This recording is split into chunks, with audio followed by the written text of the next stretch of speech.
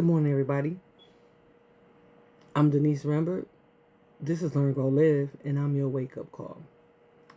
Today, I'm going to this video is about a statement that one of my followers left in a comment on a video that I did previously. And the follower is Reese Cup 121. Thank you, Reese Cup number 1, for the comment and the follow.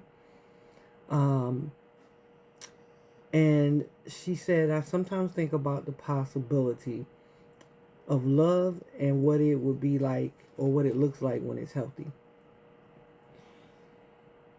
I feel like that's something that most people don't really take a lot of stock in. Like, what is a healthy relationship? To me, because number one, I want to say this. What healthy is for me might be different for someone else. So, precursor to this, when I think of a healthy relationship and what it looks like, it's communication. But I want to start that by saying you'll never be in a healthy relationship until you're in a healthy relationship with yourself. So you'll never be in a healthy relationship with anyone else until you work on you and you have a healthy relationship with yourself. So that's number one. Building a healthy relationship with yourself, being honest with you first, hands down, is going to eliminate a lot of shenanigans, and ask me how I know. I had to learn the hard way.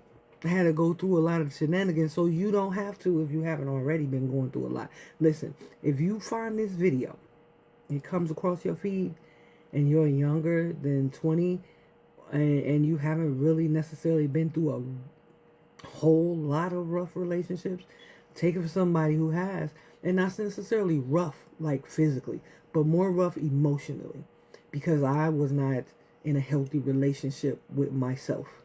And I tried to be in relationships with other people, and I didn't even know what I wanted in those relationships.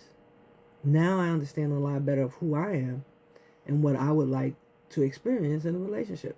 So I'm going to offer, Reese Cup 121, I'm going to offer my thoughts about what a healthy relationship looks like.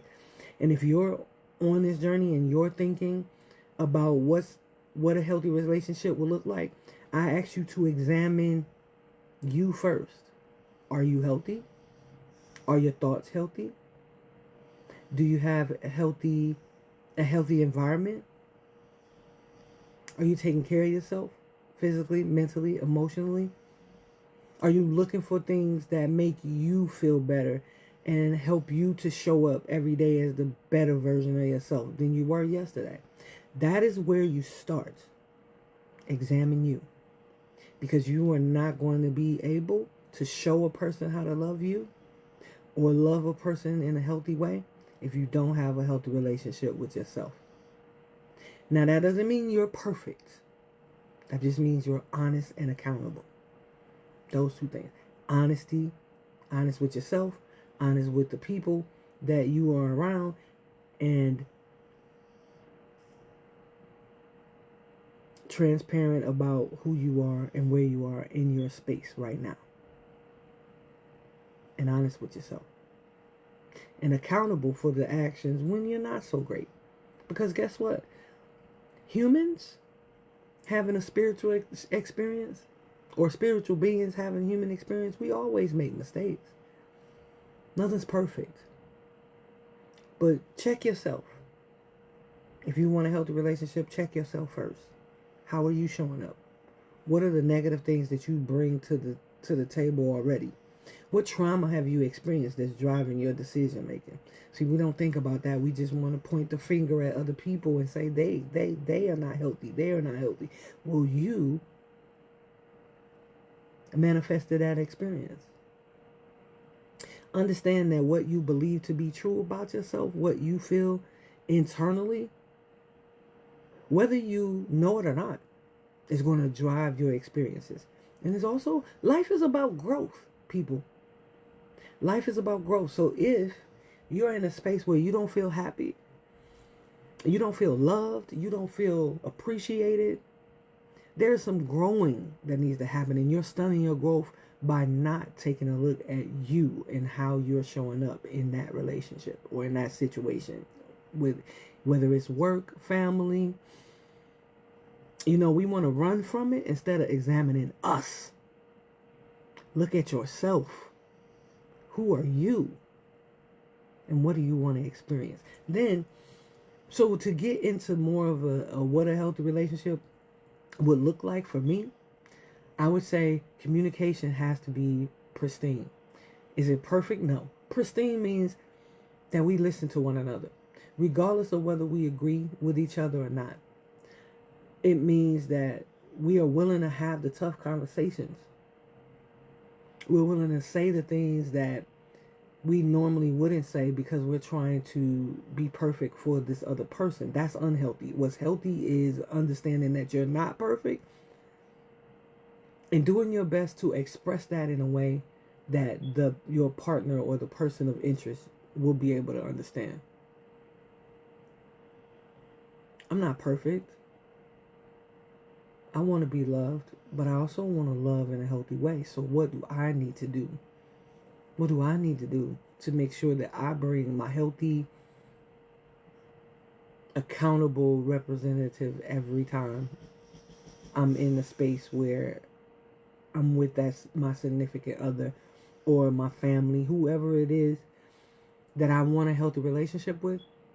I got to be honest with myself first about how I'm showing up. Share your feelings. If you feel safe. If you don't feel safe, then maybe examine whether or not that's a relationship you should be pursuing.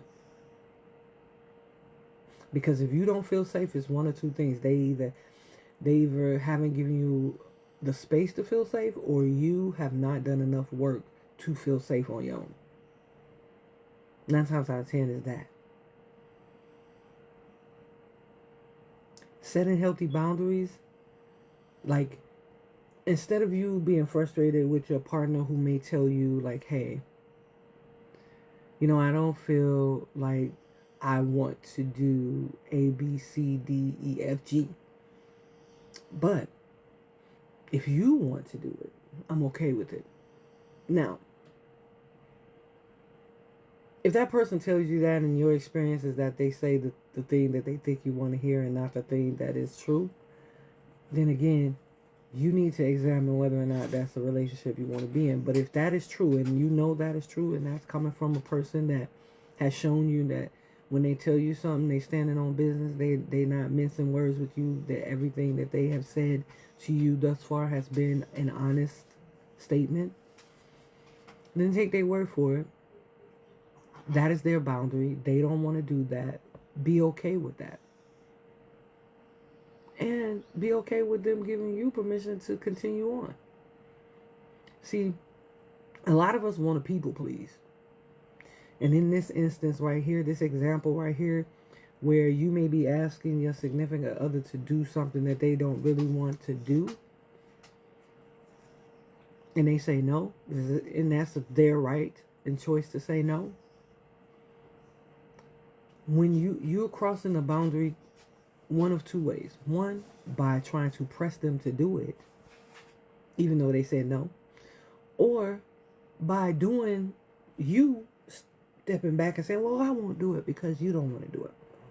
But not being happy about the choice you made. You're not respecting their boundary by being honest with yourself in that moment. See, boundaries being set don't have to end relationships. If someone truly is a healthy person and they have done some healing work, they understand that boundaries are necessary and they respect those boundaries.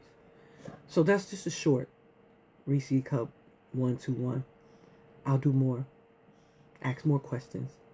I'm Denise Rembert. This is Learn, Grow, Live, and I'm your wake-up call. Be blessed.